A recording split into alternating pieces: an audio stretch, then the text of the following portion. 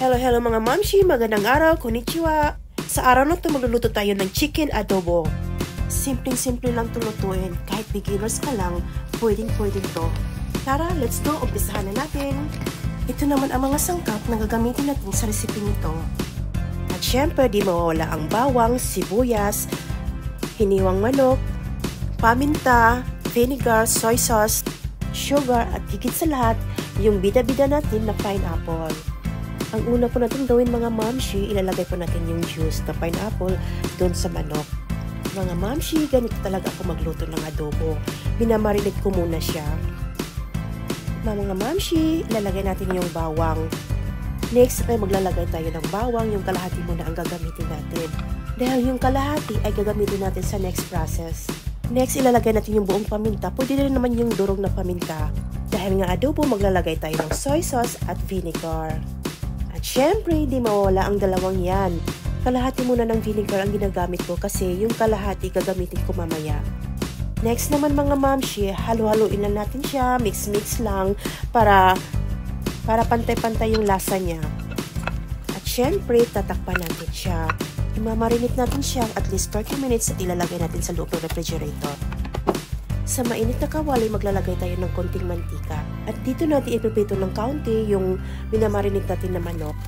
Mga mamshi, ganito rin ba kayo magluluto ng adobo? Piniprito muna? Hindi naman po yung lutong-luto na prito. Yung bahagyang piniprito lang. Mga mamshi, isa din to sa mga sekreto ko sa paggawa ng masarap na adobo. Parang ganyan lang mga mami, medyo light brown lang siya. Mga 1 minuto lang bawat sides. Or depende din kung gaano kalaki ang hiwa ng manok. Yan lang po, repeat the process. Prito-prito ulit sa ibang batch.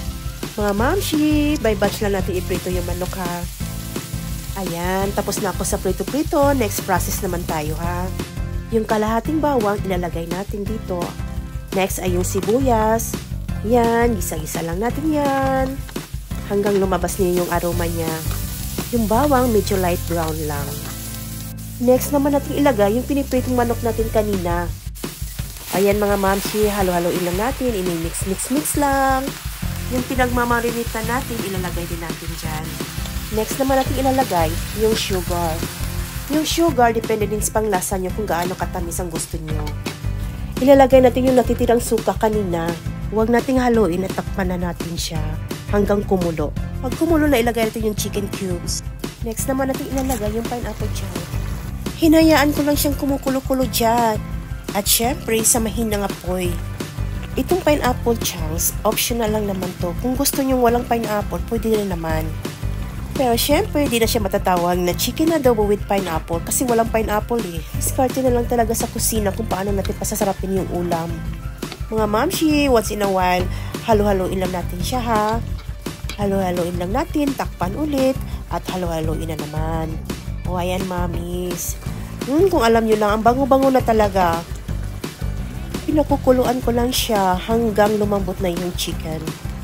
Again, mga mamshi, huwag kalimutan, halo-haloin lang siya paminsan-minsan ha. Para manunod talaga yung lasa niya. At kung sa tingin niyo kulang pa sa lambot, tatakpan natin ulit. Pagkatapos, bubuksan ulit. Halo-halo ulit, mix-mix ulit. Just repeat the process.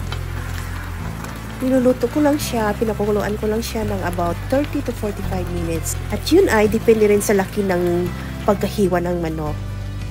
Tcharan! Luto na siya. Konti lang yung natitirang sabaw niya. Medyo dry siya ng konti. Ayan mga mamshi, luto ng ating chicken adobo with pineapple.